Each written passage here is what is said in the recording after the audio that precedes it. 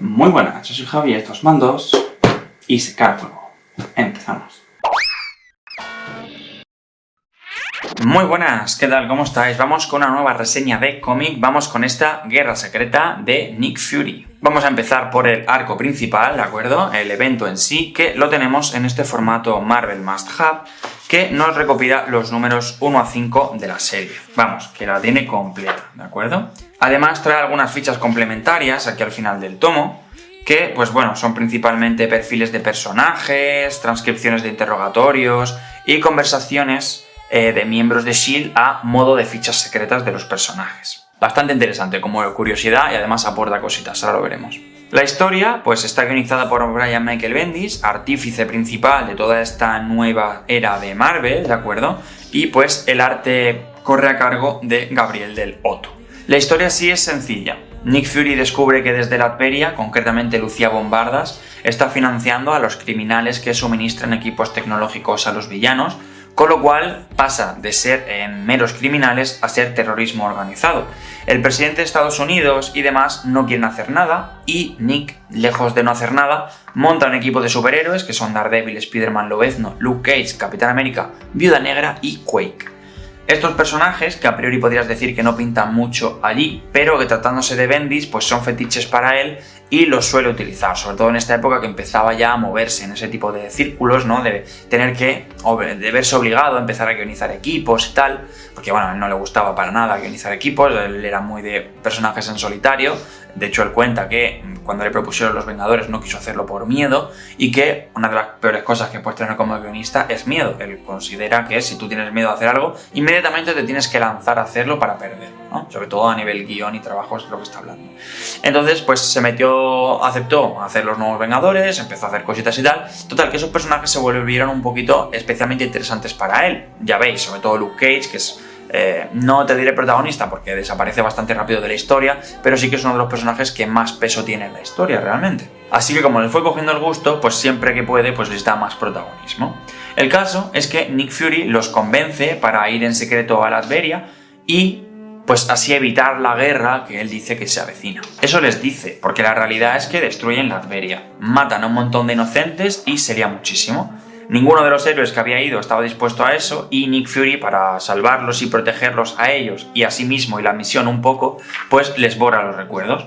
Un año después, Lucía Bombardas vuelve a aparecer y ataca a Luke Cage, prácticamente matándolo, y hace un atentado en el hospital con un montón de villanos con la tecnología que ella misma desde Latveria les estaba suministrando. Estos son algunos apartados que entre capítulos hay de ciertas conversaciones que van apareciendo de ciertos personajes que según el capítulo pues tienen más o menos relevancia. Como venía diciendo, la historia es esta a grandes rasgos. Gana más por cómo te la cuentan. Te va haciendo saltos en el tiempo, de manera que estás tan desubicado como los protagonistas que, a excepción del Capitán América, ninguno recuerda nada. Tampoco es la gran historia, a mi parecer. Se suele recordar más por el arte que por otra cosa. Ahora hablaremos de eso, del arte. Sí que es cierto que el evento en sí tuvo consecuencias muy palpables, pues a raíz de esto Nick Fury desaparece, Maria Hill toma el manto de directora de S.H.I.E.L.D., pone a los héroes en una posición muy a la defensiva con el gobierno, lo cual, aunque no se mencione expresamente, sí que luego ves el porqué de algunas reacciones muy contrarias a S.H.I.E.L.D. y a Maria Hill, e incluso un rechazo a Nick Fury. Las fichas de los personajes y las transcripciones que os comentaba antes, de las conversaciones y tal, nos dan más detalles acerca de la historia. Por ejemplo, nos cuentan en una conversación cómo Nick Fury recluta a Quake o del presidente con Maria Hill sobre el por qué el presidente no quiso intervenir en Latveria y que detesta realmente a los superhéroes y a toda la gente con poderes y tal, lo cual pues ya te va poniendo semillitas de que cuando la Civil War se asiente, pues ya ves que era un poco inevitable con todos los elementos que hay alrededor comportándose de esta forma. Esta historia cuesta ubicarla en la continuidad, para empezar por su ritmo de publicación, porque se vio alterado debido a que Gabriel del Otto no entregaba las páginas a tiempo, por lo complejas que resultaban. Insisto, ahora hablamos de esto. Y lo que iba a ser una serie mensual pasó a durar 1 año y medio. Entonces, claro, la gente la pone al inicio de todo, incluso antes de los nuevos Vengadores, porque hay un salto en el tiempo de 1 año, entonces hay una parte que va antes de los Vengadores, ¿vale? Pero es que la historia se mueve en 2 tiempos. El pasado, antes de los nuevos Vengadores, que sería pues por la etapa de Zona Roja y todo esto que ya vimos en anteriores reseñas, y un año después, con los nuevos Vengadores ya formados. De hecho, la serie de Pulse, que es paralela a esto, y en su tomo Guerra Secreta, que lo tenemos por aquí, ahora lo veremos, ya es contemporánea a los nuevos Vengadores. Además, por ejemplo, en Lobezno Enemigo del Estado, Nick Fury seguía apareciendo y los Vengadores ya estaban plenamente formados, con lo cual pues eso es otro indicativo de que esta parte de esta saga va después. Claro que podría deberse a fallos de continuidad. En cualquier caso, tampoco hay que ser tan tiquismiquis con esto, simplemente que sepáis que esto pasó por ese entonces y ya está. Por seguir un orden, yo lo he puesto aquí, porque yo prefiero ver esto como realmente en el momento presente de la historia. Esto se ubica después, con los Vengadores ya formados, en este momento que yo os cuento, y prefiero verlo como un flashback, lo que te van contando, que creo que la historia te lo cuenta así, y remontarnos atrás, antes que poner que esto ocurrió antes, empezar a ver cosas del presente que en el fondo son el futuro de lo que veníamos viendo antes. Y o sea, creo que lo simplifica mucho ponerlo esto aquí ahora y considerar las cosas que te cuentan como lo que son, un flashback. Sobre el arte, pues a ver, tampoco os voy a dar mucho la chapa con esto, ni me voy a poner aquí a dar clase de dibujo, ni de ilustración, ni de nada, ¿de acuerdo? Salta a la vista que es un arte muy cuidado. Gabriel Delotto suele ser más portadista que dibujante propiamente, y hay varios porqués. El primero es porque él hace todo el proceso de la página, no se segmenta el trabajo en dibujante, en tintador, colorista, etcétera, que es algo que suelen hacer las editoriales de comic book y tal para agilizar mano de obra. Luego, pues que también hace óleos, y esto es una técnica muy complicada y por supuesto muy lenta. Y tercero, que él hace óleos, insisto, esta técnica no se adapta bien a este formato de cómic, ¿vale? Si nos vamos a la novela franco-belga, que tiene otros formatos más grandes, más cuidados, otro gramaje de papel, otras, yo que sé, tiene otro qué, pues todavía. Pero en comic book americano, pues pasa como la obra de Asilo Arkham. Este señor está muy bien para ilustraciones y a primera vista dices, uy, qué guay lo que me estás poniendo aquí en la cara, qué hiperrealismo, qué color, qué todo. Pero a poco que te fijas, te acercas, y más si conoces el medio, ves que no funciona del todo. No solo por los colores, que en este tipo de papel, por supuesto, se deslucen y oscurecen. En los Marvel Deluxe no se podían ni ver ciertos elementos directamente en la edición de Marvel Deluxe, pero es que la técnica no permite responder a los tiempos de la industria y, además, requiere unos tamaños que tampoco se pueden respetar mucho.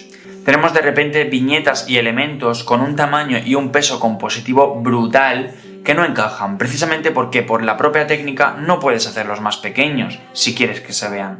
Además de que el contraste entre el realismo del dibujo y los bocadillos así tan fríos afea la imagen completa.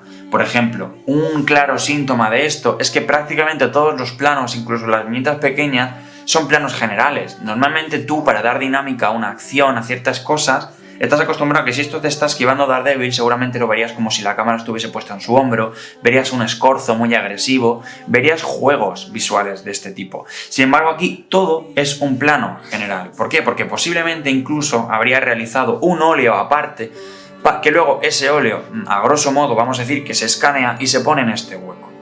Eso es una de las formas. Otra forma es que coja y directamente trabaje en un A2 o un A1, lo cual es una barbaridad, y aquí dentro, por pura disociación compositiva, pues empieza aquí a trabajar con unos volúmenes y unos huecos que aquí no se representan, y de repente, incluso aquí, que ves a Daredevil saltando y tal, tienes aquí una escena que realmente no te está aportando nada.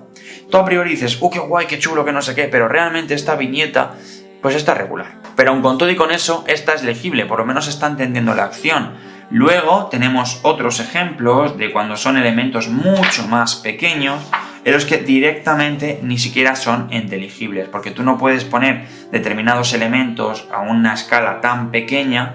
O sea, el óleo te pide un tamaño muy grande. Cuando tú ese tamaño grande coges una cabeza así y la reduces a esto, el detalle se abulta, se aturrulla, se afea y de repente pierdes todos los matices que le has metido y te queda ahí un manchurrón, un borrón raro que no se termina de asentar bien para el formato cómic. Esta técnica es una cosa que a priori pega mucho en la cara, te da muy fuerte. Veis aquí lo que digo, todos son planos generales, no hay nada realmente en lo que se centre la importancia todo el rato, son batiburrillo de cosas, que aquí todavía en esta página te lo puedo comprar si quieres enfatizar vamos a estar en lo que es un plano, una visión general del conflicto en el que todo es caótico, entonces quiero poner puntos de vista de todos los lados. Te lo puedo comprar, pero ni creo que vaya con esa intención realmente, y menos aún cuando me lo estás haciendo en todas las opciones del cómic.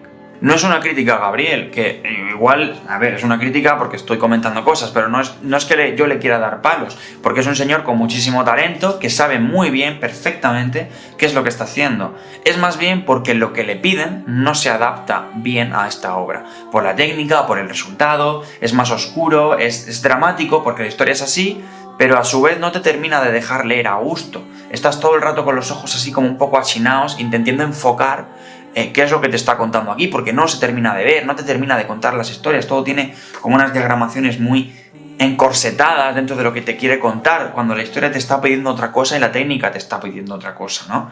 Entonces, sí, te genera viñetas que así por separado dices, ¡buah! Pero te genera eso, es una portada. Pero ya digo, que no es que yo pretenda aquí pegarle palos, porque es que Gabriel es muy manco. No, en absoluto. Yo no hablaré en esos términos de ningún autor, nunca. Pero en este en concreto menos. Creo que realmente es un señor que es un máquina. Saber hacer esto es tener muchísimas cosas dominadas. Muchísimas. Ocurre que creo que en este cómic, y con este formato, esta edición y todo, lo deslucen bastante. Seguramente esto te lo pones así, en un formato más tal, y esto gana mucho. Pero no es el caso, por supuesto. Pero ya digo, que sus diseños están muy bien, y el cómo dibuja a Spider-Man y Daredevil, a mí personalmente me encanta. Los veíamos por aquí en el momento en el que Spider-Man va a visitarlo por la noche, porque tiene como una especie de flashback y tal. Y los momentos en los que ambos están jugando, quiero decir, combatiendo, jugando en el aire, ¿no? Con sus poses y tal, pues te genera imágenes muy chulas realmente. No tanto el Lobezno o el Capitán América, que no me terminan de gustar, pero bueno, para gustos los colores. Y como añadido os traigo este Marvel Saga de Pulse, ¿vale? Basado pues esto en la Guerra Secreta también, que es paralelo a lo que ocurre en la Secret War. Los metemos los dos juntos porque al final te van a contar un poquito de lo mismo, en torno a lo mismo, ¿vale? Y prefiero juntarlos. Este tomo también tuvo una publicación curiosa porque iba a ser en paralelo, como digo, pero los retrasos en las publicaciones de la serie principal pues obligaron a que esta serie fuese bimensual, incluso a que se acabara publicando la conclusión de esta serie antes de la saga principal. Aquí se empieza contando lo mismo que la historia principal, pero se acaba ahondando más en el prisma de Jessica Jones. Aquí de hecho vemos la explosión de la casa, cuando a él lo llevan al hospital y todo esto, ¿no? La búsqueda del cuerpo de Luke Cage, se profundiza mucho más en la caída de Nick Fury, a raíz de los eventos que ocurren, pues el estatus de Nick Fury pasa de ser de director a SHIELD a fugitivo buscado y perseguido, entonces te habla, te profundiza mucho más en todo esto, ¿no? Se habla incluso de cómo Nick Fury tiene un veto en todos los periodistas del mundo, porque bueno, se considera que si él veta algo es porque algo muy importante se está encubriendo, pero para proteger la salud, los derechos básicos de las personas, y que es mejor no meterse ahí por precaución.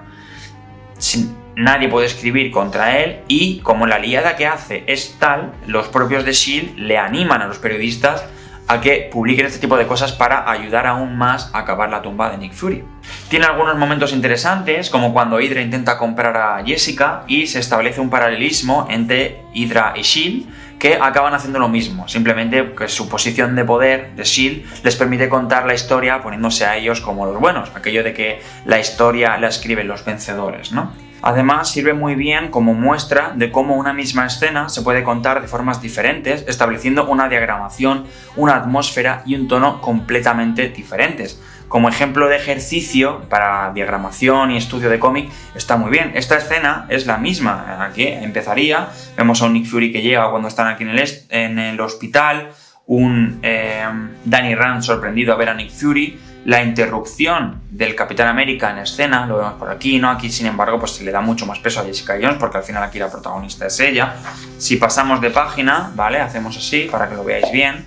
Incluso, ¿vale? Veis cómo, pues eso, una misma escena, pues se puede representar de formas diferentes, ¿de acuerdo? En este en concreto creo directamente que le pasaron el mismo guión, porque como Bendis guioniza las dos series, tanto la principal como lo de The Push lo guioniza Bendis, creo que hay cosas que directamente pues pasó a la misma página, y aquí lo que pasa es que sí que se nota que son diferentes artistas, y pues que lo que te cuenta uno, pues el tono cambia, ¿no? Incluso en la técnica.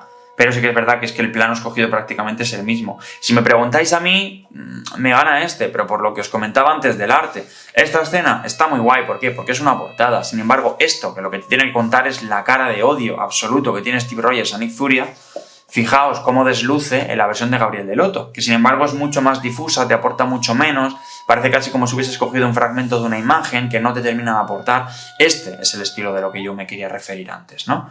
Como este ejemplo, hay muchos a lo largo del cómic, porque ya digo, empiezan a contar ciertas cosas en las que las escenas que coinciden, pues aprovecha y se hace un paralelismo. Como ejercicio, está muy bien. Luego ya al final del cómic pues tiene este especial, un paralelo a Dinastía de M, muy chulo, sobre cómo Ojo de Halcón vuelve de la muerte en este mundo alternativo. Sin más, está bien como complemento, a ver si lo encuentro para enseñaroslo un poco. Aquí lo tenemos, ¿vale? Ojo de Halcón vuelve, recordemos que murió, se inmoló un poco en la guerra contra los Kree de Vengadores Desunidos y tal. Y pues sin más, está bien como completismo, pero tampoco es nada del otro mundo. Y eso es un poco lo mismo que podemos decir de este tomo. A mi parecer, la historia de este The Pulse es más interesante que la del propio evento y está mejor contada. Incluso a nivel artístico, a mí en lo personal me gusta más, por lo que os comentaba del dibujo y la narración de Delotto. Hace ilustraciones muy chulas, pero es que en un cómic se trata de narrar. Y eso, en este caso concreto, no está tan bien. Este de Pulse Jessica Jones Guerra Secreta no es ningún tomo imprescindible. De hecho, pese a que a mí The Pulse me encanta, este creo que es el más prescindible de la trilogía, pero es cierto que para completistas está muy bien. Por conocer, pues con lo que te cuentan en el propio evento en sí es más que suficiente. De hecho, te digo, este pues te amplía cositas y tal, pero que a efectos prácticos tú de aquí sales sabiendo que a Nick Fury lo buscan, que a Nick Fury no cuaja, que los héroes están peleados y tal. El qué pasa con Luke Cage, el cómo lo buscan, un poquito más en detalle de dónde aparecen ciertos personajes y tal, pues lo tenéis aquí. Pero ya te digo que es mucho más secundario y más para completistas que otra cosa. Por mi parte, esto es todo. Secret War es una historia extraña que suele pasar de tapadillo, pero que siembra cositas a futuro y nos da un perfil más oscuro de unos héroes en una misión contra su voluntad y que realmente lo que les ocurre es bastante relevante para el status quo de S.H.I.E.L.D. y del mundo en el que se desarrollarán de aquí en adelante. Espero haberos convencido de que lo leáis si no lo habíais hecho ya y comentadme qué os pareció. Igualmente, si lo habéis leído, pues también quiero saber qué os parece. Suscribiros para más cochillas, dadle me gusta, la campanita, esas cosas. Gracias como siempre por dedicarme un ratillo de vuestro tiempo y nos vemos en el próximo vídeo. Un saludo.